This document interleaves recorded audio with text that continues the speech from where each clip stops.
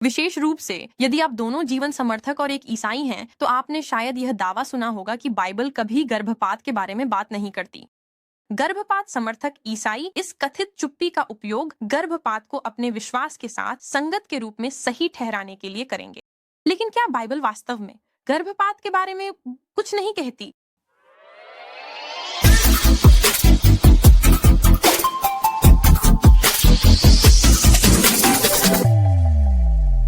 पहली बात जो मैं इंगित करना चाहता हूं वह यह है कि यह जरूरी नहीं है कि बाइबल गर्भपात के बारे में बात करती है या नहीं।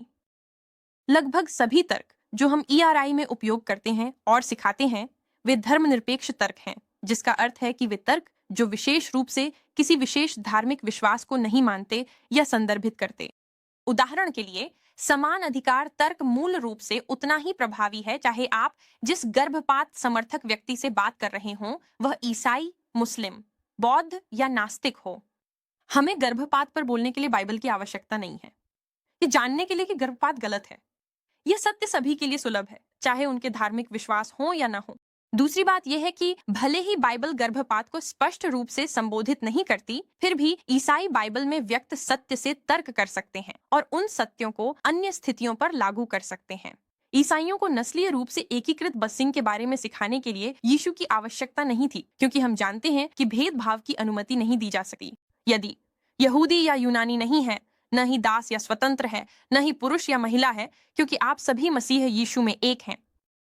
आलोचकों के प्रति निष्पक्षता के लिए बाइबल में गर्भपात को बहुत विशेष रूप से संबोधित नहीं किया गया है। पुराने नियम की कानून गर्भपात के बारे में सीधे तौर पर बात नहीं करती, लेकिन यह गर्भकालीन हत्या को प्रतिबंधित करती है, जो कि न्यूयॉर्क राज्य के लिए हम कह सकते हैं उससे अधिक है। डिडाखे, एक ईसाई शिक्षण दस्तावेज जो पहली सदी ईस्वी में प्रचलित था, गर्भपात को हत्या के रूप में स्पष्ट रूप से प्रतिबंधित करता है। लेकिन विशेष रूप से प्रोटेस्टेंट्स के लिए यह मामला साबित नहीं कर सकता, क्योंकि यह वास्तव में बाइबल का हिस्सा नहीं है। लेकिन बाइबल क्या कहती है? यह यहाँ है। बाइबल कहती है कि सभी मानव जीवन पवित्र है और निर्दोष मनुष्यों को सुरक्षा के योग्य माना जाता है। बाइबल कहती है कि व्यक्तिगत पहचान गर्भाधान से ही स्थिर रहती है, जब हम भगवान की विशेष देखरेख में अपनी माँ के गर्भ में बनते हैं, मृत्यु तक।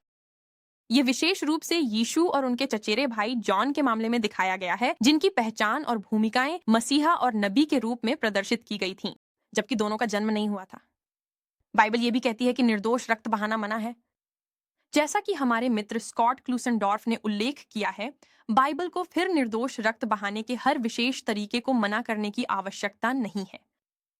बाइबल लोगों को शार्क टैंकों में फेंकने पर प्रतिबंध नहीं लगाती, क्योंकि हम यह समझ सकते हैं कि निर्दोष रक्त बहाना मना है। इसलिए यदि अजन्मे व्यक्ति हैं, जैसा कि हम समान अधिकार तर्क में दावा करते हैं, तो हम अजन्मे का रक्त भी नहीं बहा सकते। इसके अलावा बाइबल सिखाती है कि सभी ईसाइयों को सभी लोगों से प्रेम करना चाहिए और अपने पड़ोसियों की देखभाल अपने समान करनी चाहिए, और ऐसा न करना पाप है। यदि आप इन सभी बातों को एक साथ रखें तो यह स्पष्ट है कि बाइबल गर्भपात को उचित नहीं ठहराती, भले ही इसका नाम लेकर उल्लेख न किया गया हो।